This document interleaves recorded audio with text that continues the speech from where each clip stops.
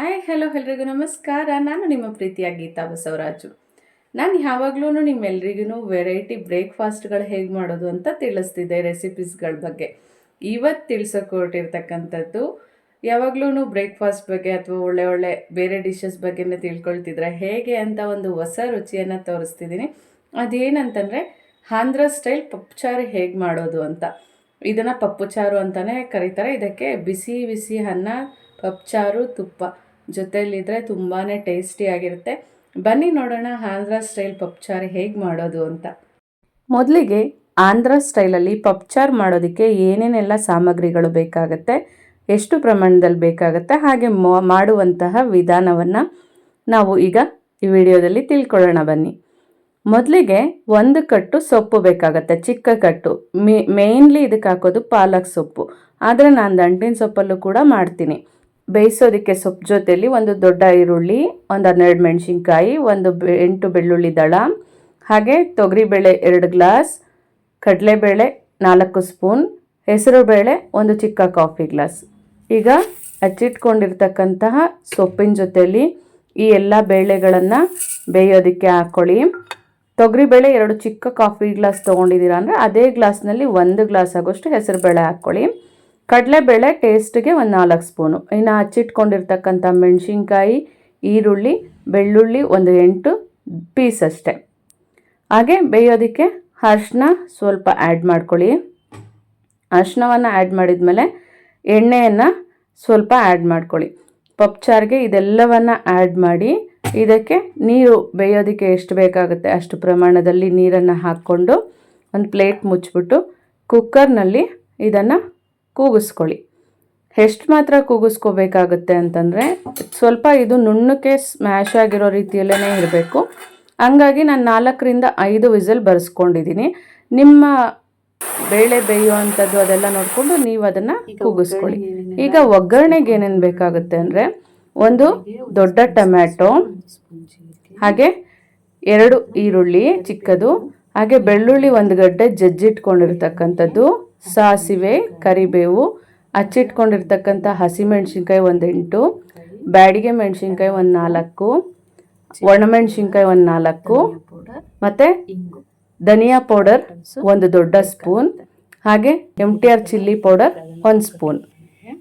ಈಗ ಕುಕ್ಕರ್ ಅದರ ಪಾಡಿಗೆ ಅದು ಕೂಗುತ್ತೆ. ಅಷ್ಟೊತ್ತಿಗೆ ನಾವು ಒಗ್ಗರಣೆಗೆ ಮೇನ್ಲಿ ಇದಕ್ಕೆ ತುಪ್ಪ ಹಾಕ್ಕೊಂಡ್ರೆ ತುಂಬ ಚೆನ್ನಾಗಿರುತ್ತೆ.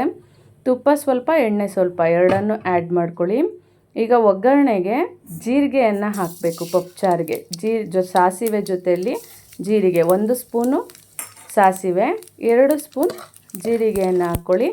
2 ಫ್ರೈ ಆದ ನಂತರ ಈಗ ಕರಿಬೇವನ್ನು ಆ್ಯಡ್ ಮಾಡ್ಕೊಳ್ಳಿ. ಕರಿಬೇವು ಮತ್ತು ಕುಟ್ಟಿಟ್ಟಿರ್ತಕ್ಕಂತಹ ಬೆಳ್ಳುಳ್ಳಿಯನ್ನು ಆ್ಯಡ್ ಮಾಡ್ಕೊಳ್ಳಿ.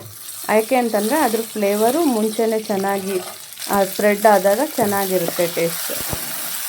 ಅದು ಸ್ವಲ್ಪ ರೋಸ್ಟೆಡ್ ಥರ ಆದಮೇಲೆ ಒಣಮೆಣ್ಸಿನ್ಕಾಯಿ 4 ಸ್ವಲ್ಪ ಪೀಸ್ ಮಾಡ್ಕೊಳ್ಳಿ. ಬ್ಯಾಡಿಗೆ ಮೆಣಸಿನ್ಕಾಯಿ 2 ಅಥವಾ 4 ಚಿಕ್ಕದು, ಅದನ್ನು ಪೀಸ್ ಮಾಡಿಟ್ಕೊಂಡಿರೋದನ್ನು ಹಾಕಿ ಇದೆಲ್ಲವೂ ಫ್ರೈ ಆದಮೇಲೆ ಹಾಗೆ ಹಸಿಮೆಣ್ಸಿನ್ಕಾಯಿ ಮತ್ತು ಈರುಳ್ಳಿಯನ್ನು ಸಹ ಆ್ಯಡ್ ಮಾಡಿಕೊಡಿ. 1 ಬೈ 1 ಒಂದೊಂದು ನಿಮಿಷದಲ್ಲಿ ಹಂಗೆ ಆ್ಯಡ್ ಮಾಡ್ಕೊತೀರಿ. ಇದೆಲ್ಲವೂ ಫ್ರೈ ಆಗಿದೆ. ಈಗ ಒಂದು 5 ನಿಮಿಷಗಳ ಕಾಲ ಈರುಳ್ಳಿ ಫ್ರೈ ಆದ ನಂತರ ಇಂಗುವನ್ನು ಆ್ಯಡ್ ಮಾಡಿ. ಇಲ್ಲಾಂದರೆ ತಳ ಕಚ್ಚುತ್ತೆ. ಇಂಗುವನ್ನು ಮೊದಲೇ ಆ್ಯಡ್ ಮಾಡಿದ್ರೆ ತಳ ಸೀದ್ಕೊಳ್ಳುತ್ತೆ, ಈರುಳ್ಳಿ ಬೇಯೋದಿಲ್ಲ. ಈಗ ಇದು ಮತ್ತೆ ಇನ್ನು ಸ್ವಲ್ಪ ಇಂಗು ಹಾಕಿದ ನಂತರ ಇನ್ನಷ್ಟು ಫ್ರೈ ಮಾಡ್ಕೊಳ್ಳಿ. ಈಗ ನಾವೇನು ಮಾಡಬೇಕು, ಟೊಮೆಟೊ ಚಿಕ್ಕದಾದರೆ 2 ತೊಗೊಳ್ಳಿ, ದೊಡ್ಡದಾದರೆ 1 ಸಾಕು.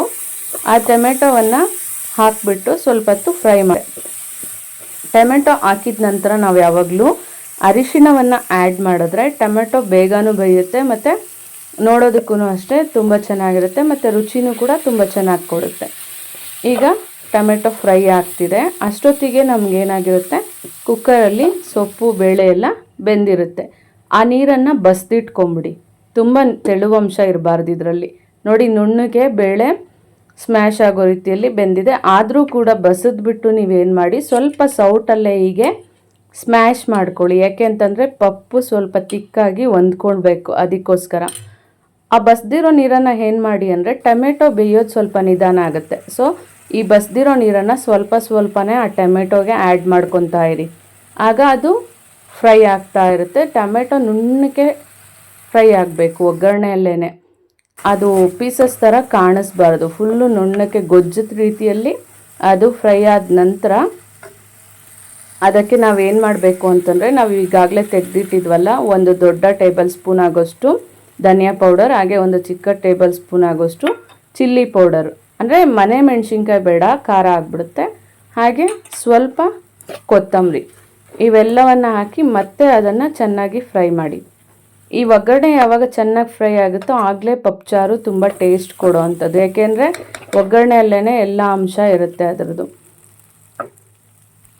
ಇನ್ನೇನು ಒಗ್ಗರಣೆ ನೀಟಾಗಿ ಜಿಡ್ಡು ಬಿಡ್ತಾ ಇದೆ ಅನ್ನೋ ಟೈಮ್ನಲ್ಲಿ ಬೇಯಿಸಿಟ್ಕೊಂಡಿರ್ತಕ್ಕಂತಹ ಬೇಳೆ ಮತ್ತು ಮೆಣಸಿನ್ಕಾಯಿ ಎಲ್ಲವನ್ನು ಸೊಪ್ಪು ಸಮೇತ ಇದರೊಳಗಡೆ ಹಾಕಿ ಚೆನ್ನಾಗಿ ಸ್ವಲ್ಪ ತಿರುಗಿಸಿ, ಆ ನಂತರ ಮತ್ತೆ ಒಗ್ಗರಣೆಯನ್ನು ಆ ಬಟ್ಲಿಗೆ ಬಗ್ಸಿ ಅದಕ್ಕೆ ಉಪ್ಪು ರುಚಿಗೆ ಎಷ್ಟು ಬೇಕಾಗುತ್ತೆ, ನಾನು ಒಂದು ಕಟ್ಟಿಗೆ ಒಂದು 3 ಟೇಬಲ್ ಸ್ಪೂನ್ ಉಪ್ಪನ್ನು ಆ್ಯಡ್ ಮಾಡ್ಕೊಂಡಿದ್ದೀನಿ. ನೀವು ನಿಮ್ಮ ಮನೆಯಲ್ಲಿ ಉಪ್ಪು ಎಷ್ಟು ತಿಂತೀರಾ, ಖಾರ ಎಷ್ಟು ತಿಂತೀರಾ ಅಷ್ಟು ಮೆಣಸಿನ್ಕಾಯಿ ಮತ್ತು ಉಪ್ಪನ್ನು ಆ್ಯಡ್ ಮಾಡ್ಕೊಳ್ಳಿ. ಯಾಕೆ ಅಂತಂದರೆ ಒಬ್ಬೊಬ್ಬರು ಮನೆಯಲ್ಲಿ ಒಂದೊಂದು ರೀತಿಯಲ್ಲಿ ಖಾರ ಮತ್ತು ಉಪ್ಪನ್ನು ತಿಂತಾರೆ.